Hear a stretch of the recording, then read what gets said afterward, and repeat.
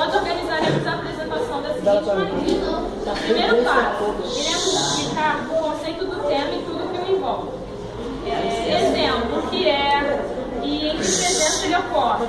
E quais são os três tipos de estado em que ele se encontra. No segundo passo, nós mostraremos a figura central que apresenta todas as mudanças esquematizadas e os nomes que intitula. Ou seja, cada mudança e o nome que foi dado. Logo, será feita a devida explicação a cada uma delas. E o terceiro e último passo vai ser a demonstração prática de como ocorre todo o processo de mudança de um estado para o outro. E no final, complementaremos mais alguns detalhes e tiraremos possíveis dúvidas. Então é isso. A primeira coisa é, o que são mudanças do estado físico da matéria? São mudanças que ocorrem no seu estado ou fase quando há elevação ou diminuição da temperatura, ou seja, quando aquecemos ou resfriamos, fazendo com que passe de um estado para o outro sem que seja alterada a sua composição. Daí vem o nome físico, em que há transformação, mas há como voltar ao seu estado original. E há três tipos de estados físicos: sólido, líquido e gasoso. No sólido, as moléculas estão mais juntas e o processo é sem agitação. No líquido, as moléculas já estão com certa agitação e mais desorganizadas. No gasoso, há mais movimento intenso e as moléculas estão mais distantes. E aqui, na figura aqui central, há todos os estados físicos da matéria. Há todos os estados físicos em que ocorrem de um estado para o outro e há vários nomes. O primeiro deles é a fusão, que é a passagem do estado sólido para o líquido.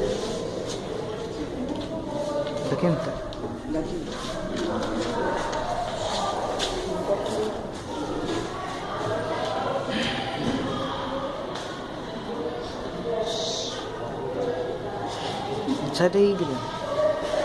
O primeiro estado é a fusão, que acontece do estado sólido para o líquido quando aquecemos. Ela é essa temperatura que permanece inalterada durante todo o tempo de fusão, recebe o nome de temperatura de fusão ou ponto de fusão. E um exemplo é o gelo derretendo.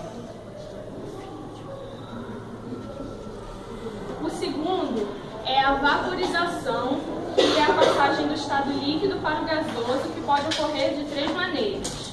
Pode ser evaporação,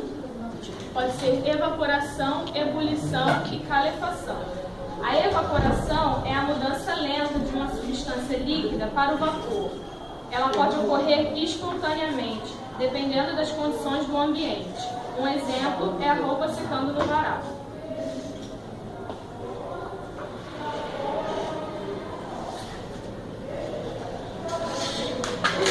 A segunda maneira é a ebulição.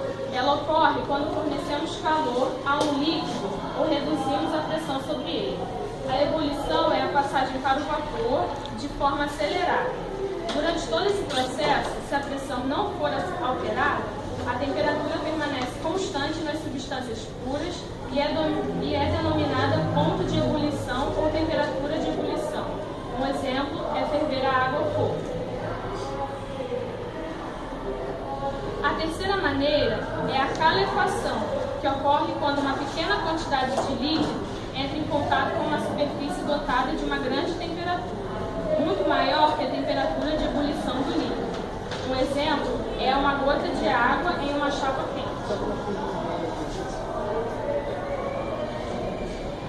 E há a mudança que se chama condensação ou liquefação, que ocorre do gasoso para o líquido quando resfriamos. É dada a ela uma determinada pressão e cada substância se condensa a uma determinada temperatura. Ela é denominada ponto de condensação e é igual ao ponto de ebulição. Um exemplo são as gotículas de água que se formam na tampa de uma panela no fogo, ou a neblina que se forma quando a temperatura cai da chuva. Quando a temperatura cai e a chuva.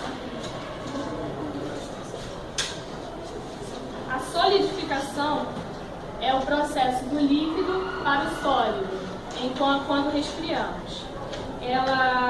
Existem substâncias sólidas, como a naftalina e o iodo e a cânfora, que nas condições normais de temperatura e pressão se transformam em vapor sem passar pelo estado líquido.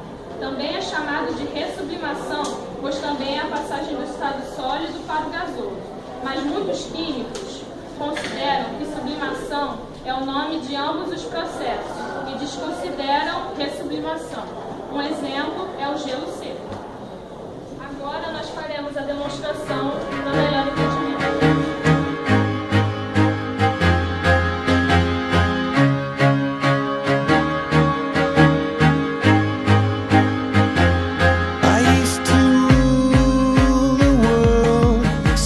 Rise when I gave the word. Now in the morning I sleep alone.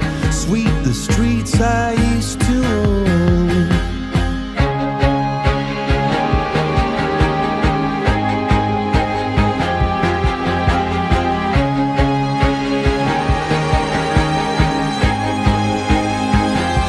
I used to roll the dice, feel the fear in my enemy's eyes. Listen as the crowd